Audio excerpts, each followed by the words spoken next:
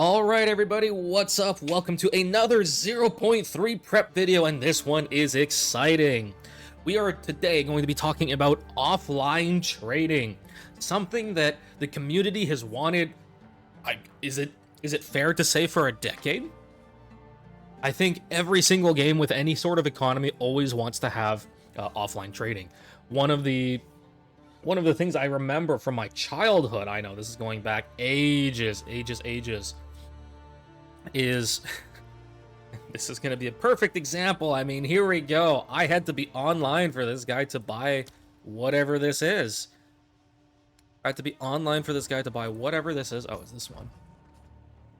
And so he had to wait for me to come online, and I only logged in to do this video, so the timing was perfect. And then I have to be here in hideout to do this trade.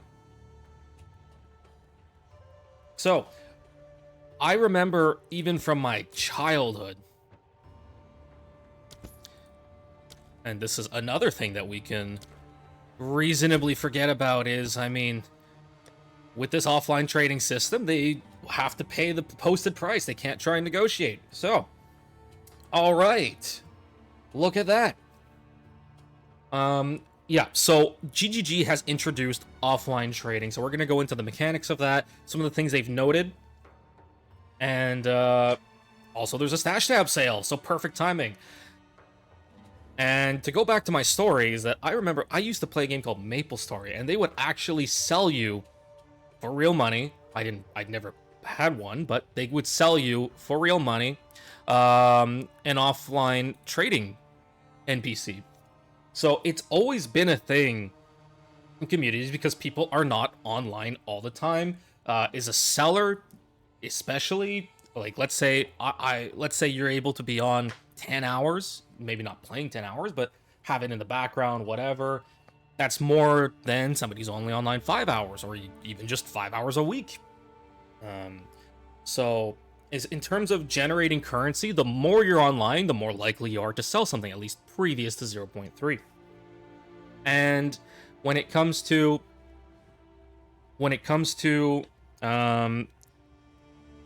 buying stuff, I mean, the problem is that the cycle of players fluctuates because we have different regions, and if you only have a limited amount of time per day, you might get, or even per week, you might just be stuck paying whatever the price is at that time. It might be a very low point in the amount of people online, and you're gonna have to pay a nice premium to buy whatever item you want because all the other sellers are offline for that cycle.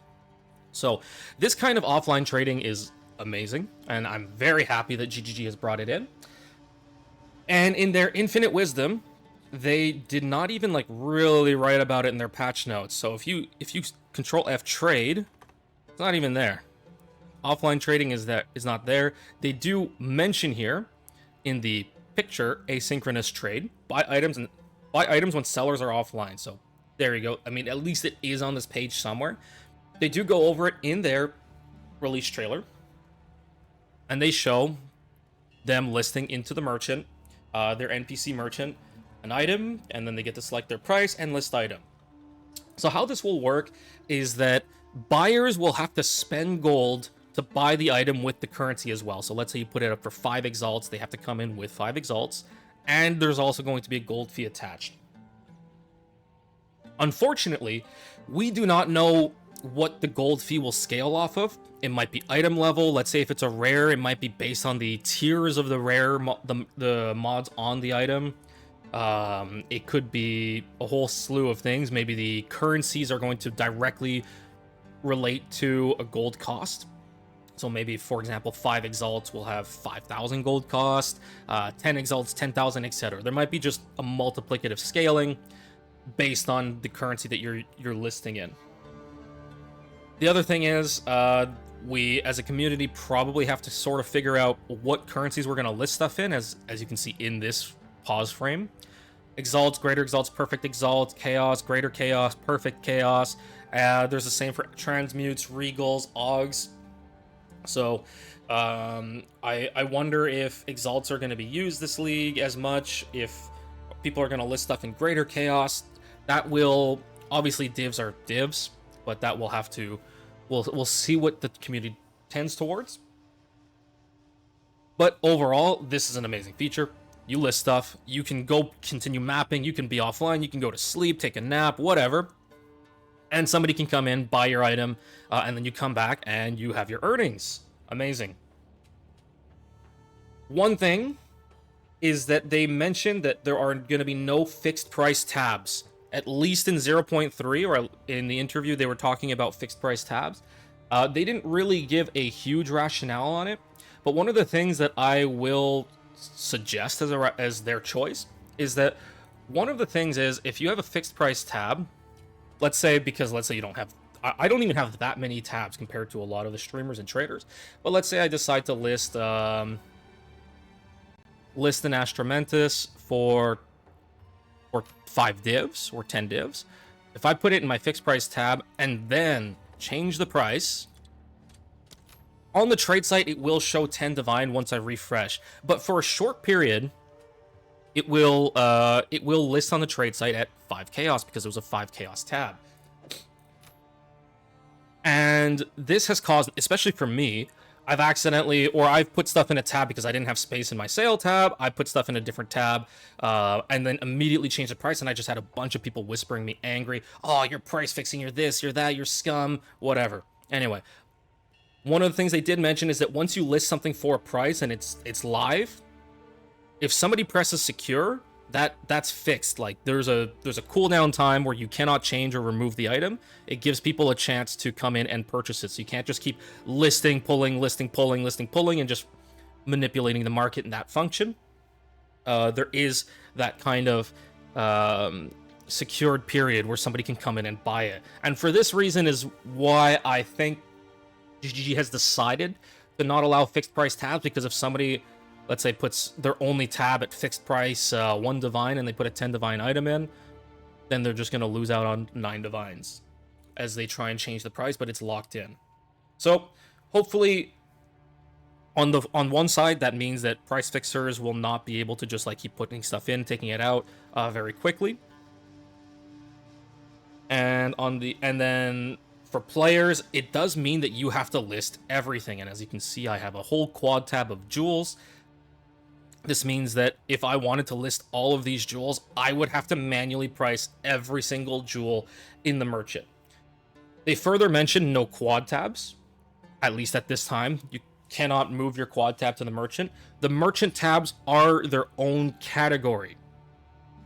If you have a premium tab, so like this one, just a premium regular tab, this can be converted to a merchant tab only if you purchase the premium tab before 0.3 launches. And they show on the fact how to do this on the website.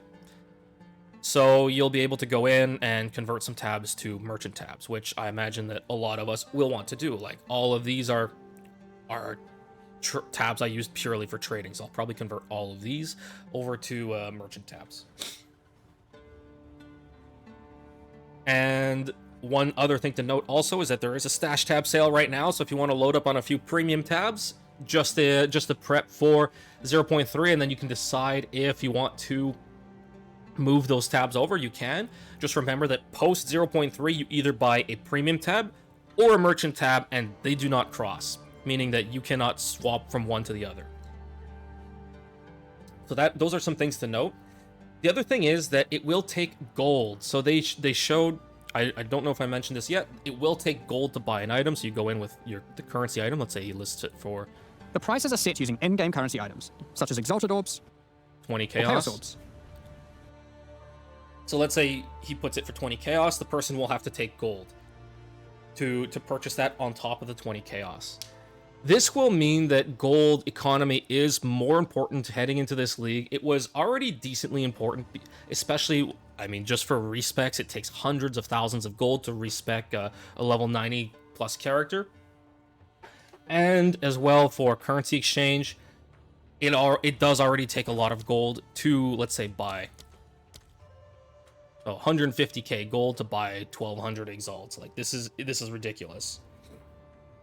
So gold economy was still a thing, and one thing that people did early in the league was buy rares. So they'll trade, like, let's say 10 exalts for a tab of rares, and then they vendor all the rares for gold. Presumably, you've already looked through them. It's all junk. They're just buying your junk to sell for gold. And the same with maps. Bricked maps do have an economy around them, specifically so that people can buy them and vendor them for gold. What does this mean for bots? Well, actually, back up one step. One thing that I really hope that GGG does is that they add a trade filter for it. So I really hope that there's going to be a filter like instant secure only. And that way, you'll be able to go in and search. That also means for price checking, overlays, and such, that they can probably filter by only items that can be secured immediately.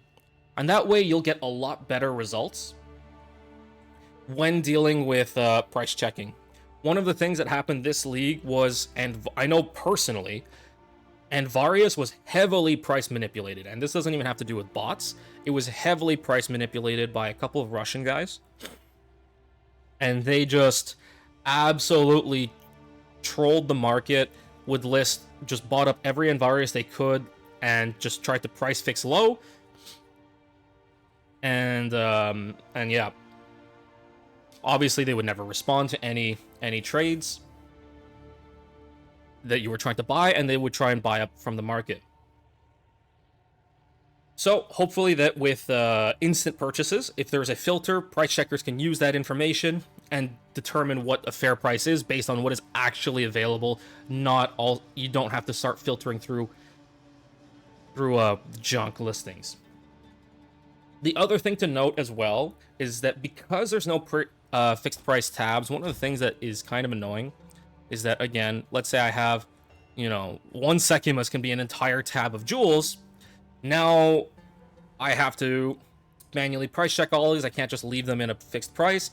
And of course, when you're looking at, let's say somebody's mass corrupting a certain unique, you can't just quickly list all the bulk into one tab on the merchant. So you might still have reasons to use non-merchant tabs, specifically for just dealing with like bulk that you just want to throw in and not have to manually price. When you look at some of these like actual Hideout Warrior streamers and other players, they deal with hundreds to thousands of a single unique, and then they'll do this day after day after day of just dealing with tons of stuff that might just brick and they just toss into a tab, and if it sells, great. If not, they just vendor it. So yeah. What does this mean for bots? Now, this was an interesting topic, and I actually got banned off the subreddit for talking about this.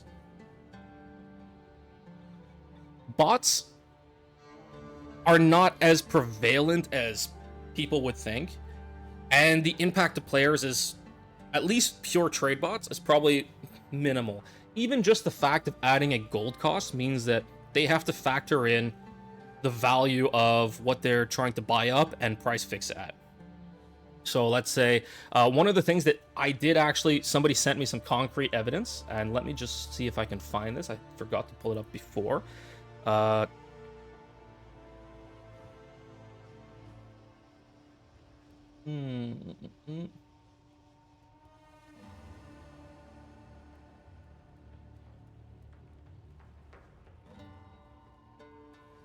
Here's one example of a guy that has only 236 items.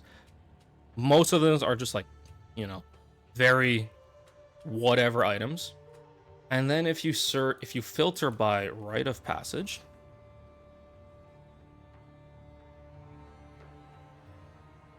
he's got 38 rites of passage, which is pretty abnormal for an account that just doesn't really have much for sale and nothing else of high value. So there's a good chance that this is some kind of trade bot or price fixing bot or something like that.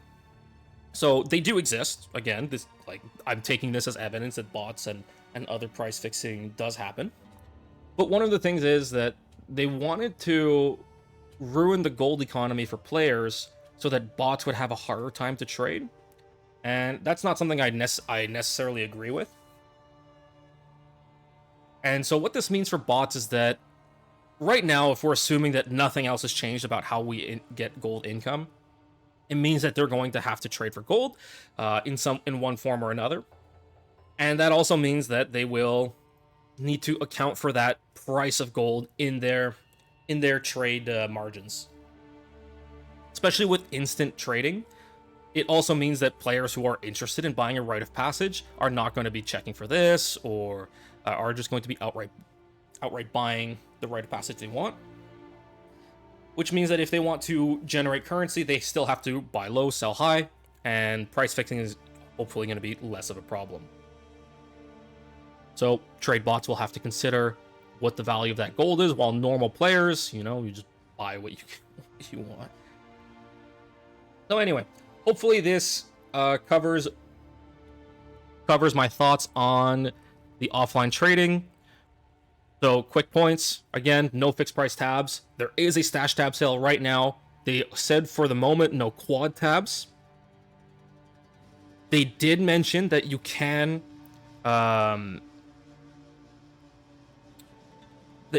purchase multiple items from the same seller. So let's say you go into their tab to buy a Hoa, whatever. You buy a Hand of Wisdom in Action. You can look through the rest of their items and then purchase those items if you wish. So you don't have to secure it through the trade site. They also did mention that multiple players can click on the same item at once. Everyone will be teleported to the hideout, and then first dibs. Whoever gets it first is the one that gets it. And that's it. They also mentioned that you can't really make a maze. From my understanding is that you'll teleport directly to the NPC and just have it open, so you can directly purchase the item. You don't have to walk through some person's hideout maze to purchase the item. So again, probably a way to limit price fixers, in that they can't just hide their NPC somewhere and make it impossible to access. And then they can, in that way, they can try and price fix. So I believe GGG addressed this. Hopefully that there's not going to be any more exploits or anything to boot people out. And for now, we got offline trading, baby! Let's go. All right, see you on the next 0.3 prep video. Hope you enjoyed. Next one, I will cover the builds that I think are still going to be relevant and how they've changed in 0.3, at least how I expect them to change. All right, cheers, and see you next time.